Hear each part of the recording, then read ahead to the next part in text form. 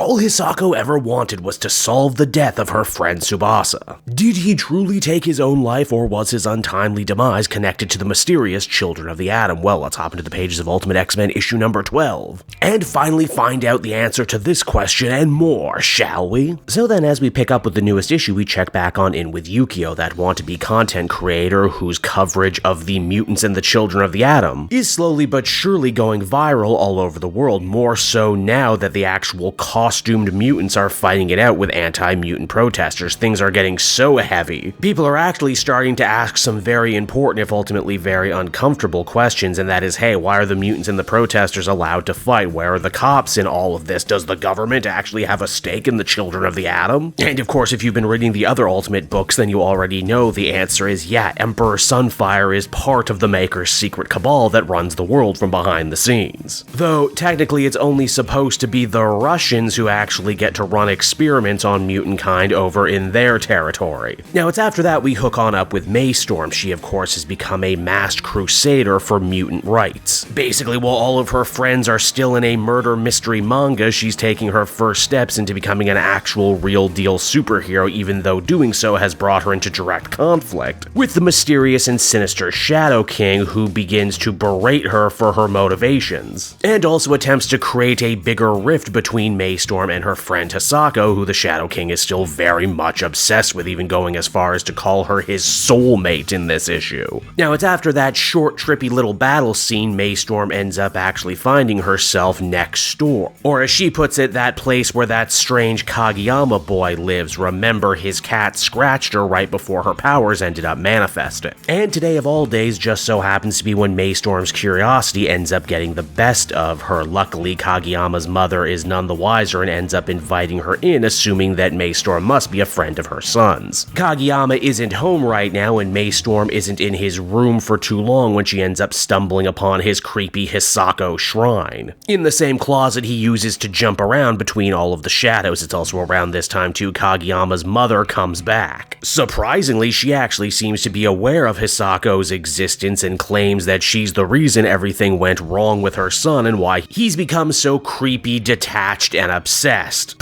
Geez, lady, it's like look in a mirror or something. Now, while all that's going on, Nico and Mori are at school. They try and conduct a magical ritual so that they can try and track down their lost friend, Natsu, who is no doubt in terrible danger right now. In the crystal ball, Nico manages to see Natsu's eye patch before eventually the Shadow King once again makes an appearance. Now, while before the girls were all able to fight this guy to a standstill when battling side by side on their own, though, poor Nico ends up getting the crap knocked out of her, even getting hit in the head too with shadow energy. Thankfully, though, the Shadow King doesn't stick around, and Nico and Mori think that they know where Natsu is hiding, that she might very well have been taken back in by the Cult of the Atom. Of course, the big question of this issue still remains, where the hell is actually Hisako while all of this important stuff is going on? Well, she's at home, absolutely sick and coming apart due to everything that's happened in her life over the last couple weeks and months, and just when it seems like she's at her absolute lowest, she ends up getting accosted by Kageyama. Yes, that's right, after chasing him around forever, the Shadow King has finally decided to make his own appearance to Armor and explain all. Naturally, Hisako is still very much invested in finding out whether or not the Shadow King was responsible for Tsubasa's death, and as the Shadow King explains, it's actually a lot more complicated. You see, Kageyama actually was a student in the same middle school as Tsubasa and Hisako. He transferred late in the year, and because he was so weird and quiet, he basically became invisible, fading into the background with no one paying him any mind, but Kageyama was watching the day that Tsubasa actually attempted to gift Hisako with her armor charm.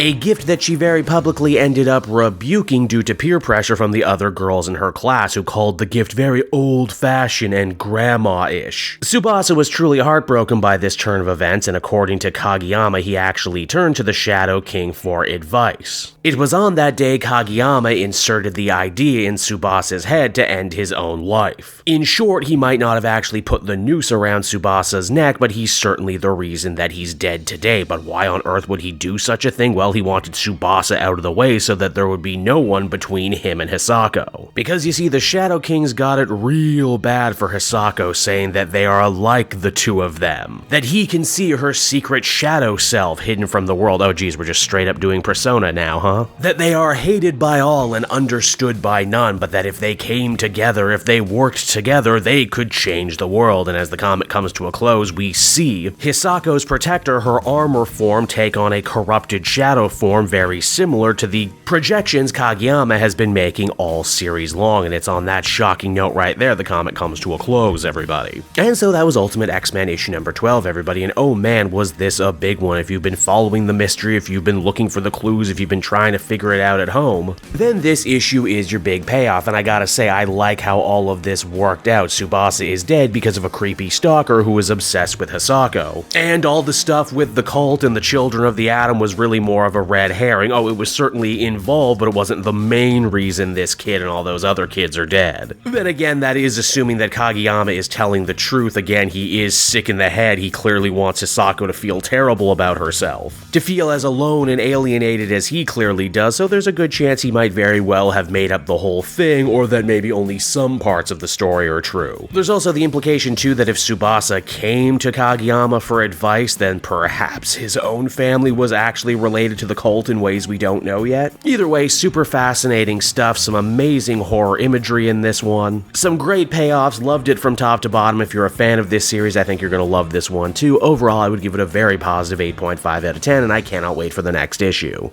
Hey there everyone, it's your pal Cape Joel again, and if you're seeing my face right now, that means you watched to the end of the video, and I'll always be grateful for that. Retention helps in this crazy YouTube game, and so does becoming a patron. If you head on down to the description, you can find a link to my Patreon page. Recently just redid all the tiers, a lot of cool stuff offering up there, exclusive commentaries, exclusive polls, behind the scenes concept art for Capes and Quest. That's the brand new D&D show I've started soon. Never been a better time to become a patron. You can become a patron for as little as $1 a month and help the channel grow, and help me continue to deliver content like what you just saw. So I want to thank you all, and I will see you again next time. Bye bye.